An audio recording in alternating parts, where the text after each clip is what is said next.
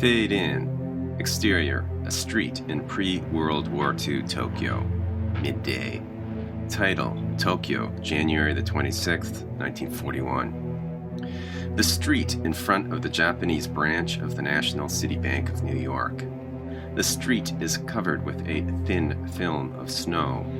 Crowds move back and forth quickly, Japanese men mostly, dressed in sober dark suits, but also the occasional vendor pulling a large wagon or, with her head bowed, woman. The women are young and officious and also dressed in dark, businesslike fashions, but sometimes they are wearing bright kimonos. Of monochromes, from the black of window frames and wrought iron fences to the dark gray of stone walls to the steadily dirtying white of the snow, but all this dotted by an infrequent bob of color.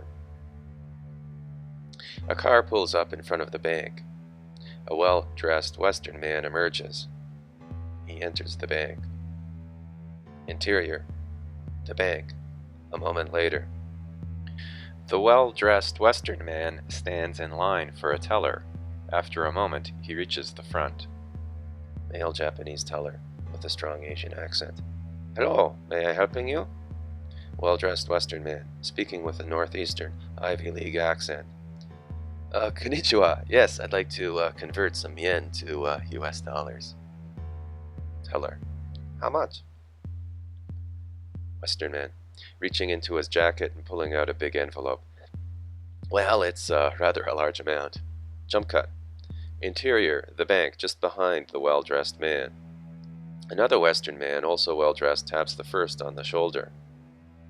Other Western man, with a Latin accent. Mr. Bishop. Bishop, first well-dressed Western man. Startled. Oh, Dr. Schreiber, you surprised me. Dr. Schreiber, somewhat anxiously. I'm sorry. May I have a word with you? Bishop, shoot. No, a private word. Sure, just a moment. Bishop turns back to the teller, finishes his business, then turns back to Schreiber, who is clearly agitated. Schreiber, what I have to say is of paramount importance. Bishop, oh, all right then. The two walk to an alcove. Interior, a close-up of the two men. The business of the bank continues in the background. Schreiber, what do you know about Japanese foreign policy toward your country?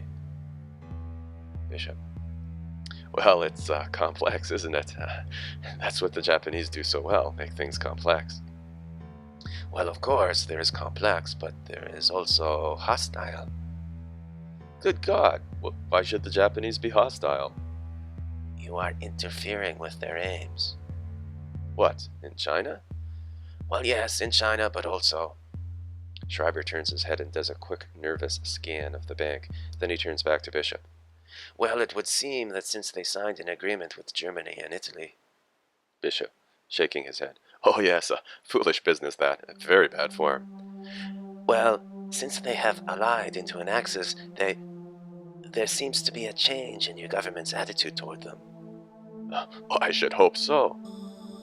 But why? You don't fight in Europe's war. No, but we thoroughly disapprove of it. We disapprove of fascism. But that is a European movement, not Asian. No, but in Japan it might turn into something close enough. And what Tojo's people are doing in China right now, it's very shameful.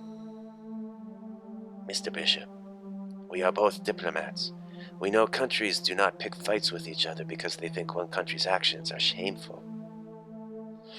No, that's true, but we can express disapproval. At the diplomatic level, surely, but not the policy level. What are you driving at? The Japanese have noticed a change in your government's policy toward them since they signed their agreement. They view this change as a provocation. Well, they can view our policies any way they want. Maybe they might take it as a sign they should change some of their own policies. Mr. Bishop, I have to speak more plainly. Again, Schreiber scans the room. Bishop, looking at his watch. All right then. Schreiber, what I have to say will shock you. Bishop, distracted, again looking at his watch. I'm sorry, Doctor, I don't mean to rush you, but I still haven't eaten. Schreiber, listen to me well. Japanese forces are planning, in the event of trouble with the United States, to attempt a surprise mass attack on Pearl Harbor using all their military resources. Bishop pulls back from Schreiber, obviously shocked. Come again? Schreiber, noticing a Japanese bank manager who has noticed them. I must go. Mark my words. He disappears into the crowd. Bishop looks after him, somewhat slack-jawed. Interior. An American governmental office, the next day. Title: The U.S. State Department, Office of Secretary of State Cordell Hull, January the 27th, 1941. An assistant approaches Secretary Hull, who sits at a desk. Sir, we just received this from Ambassador Grew in Tokyo. It's urgent. Hull, taking the cable from the assistant. Thank you. The assistant starts to leave. Hull. One moment, I may need you. The assistant waits. Hull looks at the message. He sighs audibly. Hull. Get me Army and Navy intelligence. Yes, Mr. Secretary. And make sure the appropriate brass sees it too. You mean the Admiral at Pearl? Hull, distantly, distracted by some other thought. What? Assistant. Do you want me to pass this along to Admiral Richardson as well? Hull, still distant. No, Richardson may not be serving in that capacity much longer, actually. Assistant. I see. Would you like me to pass this memo along to whomever replaces him? Hull, same voice. We'll see. Assistant, trying to be helpful. Well, in any event, the Navy commanders will see it if Naval Intelligence sees it. Hull. Yes, you're correct. That's right. Well, that's fine then. Assistant. Would you like me to copy the cable for Admiral Richardson anyhow? Hull, still distantly. No, as you said, he'll get word. Or the other person.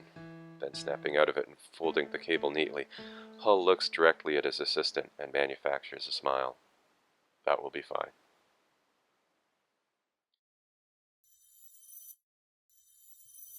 Exterior. An aerial shot of Pearl Harbor at Hawaii. SFX. Low, rather ominous music. Voiceover. An intelligence functionary reading text from a message sent to Admiral Kimmel, the commander of the fleet at Pearl Harbor during the attack. The Division of Naval Intelligence places no credence in these rumors. Furthermore, based on known data regarding the present disposition and employment of Japanese naval and army forces, no move against Pearl Harbor appears imminent or planned for in the foreseeable future. The voice stops reading the text. The screen blacks out. Beat. SFX, the slow, insistent wail of an air raid siren, followed almost instantly by explosions. Then, silence.